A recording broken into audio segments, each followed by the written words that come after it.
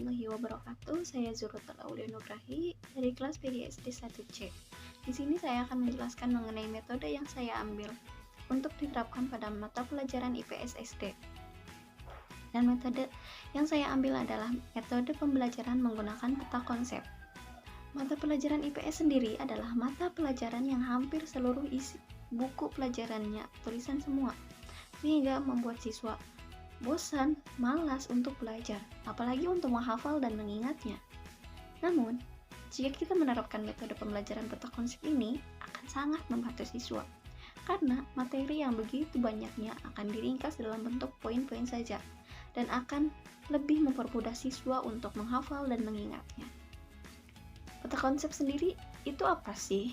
Peta konsep adalah suatu cara atau strategi untuk menyajikan informasi atau materi dalam bentuk konsep-konsep yang saling terhubung dalam suatu rangkaian. Dalam penerapannya, metode ini ditujukan untuk siswa kelas 4 sampai kelas 6 SD. Karena siswa dalam usia ini mulai dapat berpikir secara abstrak. Dalam praktiknya, untuk membuat peta konsep sendiri, alangkah lebih baiknya untuk membuat rangkuman terlebih dahulu. Rangkuman sendiri itu apa sih? Rangkuman adalah ringkasan dari materi yang berisi bagian-bagian pentingnya saja atau konsep-konsep pentingnya saja yang diambil, sehingga materi menjadi lebih sedikit. Misalnya, dalam satu lembar mungkin bagian pentingnya hanya satu halaman saja. Nah, setelah membuat rangkuman tersebut dituangkan ke dalam poin-poin penting dalam bentuk gambar kreatif.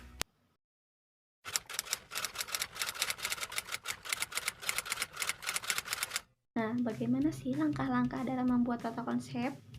Yang pertama, guru menginstruksikan kepada siswa untuk merangkum salah satu subjudul dari satu bab buku pelajaran IPS mereka masing-masing dengan garis bawahi bagian-bagian yang ia rangkum saja. Kemudian, siswa mengidentifikasi semua konsep yang akan dituangkan ke dalam peta konsep.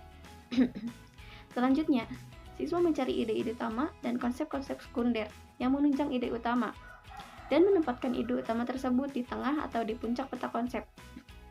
Lalu, meletakkan konsep-konsep tersebut dalam peta sesuai dengan hubungannya, mulai dari yang paling umum sampai yang paling khusus.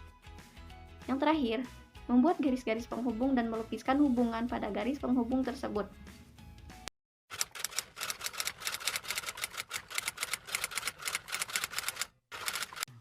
Dan apa sih manfaat dalam menerapkan metode ini?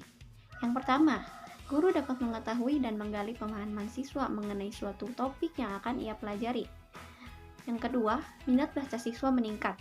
Karena untuk membuat peta konsep ini, otomatis siswa diharuskan membaca terlebih dahulu apa yang akan ia tuangkan dalam peta konsep tersebut.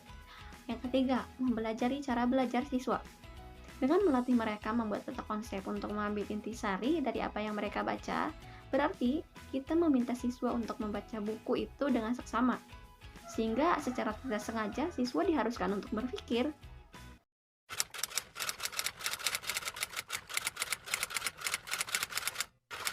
Setiap metode pasti memiliki kekurangan dan kelebihannya masing-masing. Kelebihan dengan menggunakan metode ini, yang pertama, dapat melatih siswa untuk menuangkan isi pikiran mereka. Yang kedua, dapat mempermudah siswa dalam mengingat. Yang ketiga, dapat meningkatkan kreativitas siswa. Dan kekurangannya adalah urat-urat kunci yang relatif panjang dapat menyulitkan dalam pandangan. Dan bila seseorang terlalu banyak menggunakan kata kunci yang hanya dapat dimengerti oleh si pembuat, maka orang lain akan kesulitan untuk memahaminya. Nah, sekian dari saya. Kurang lebihnya mohon maaf. Wassalamualaikum warahmatullahi wabarakatuh.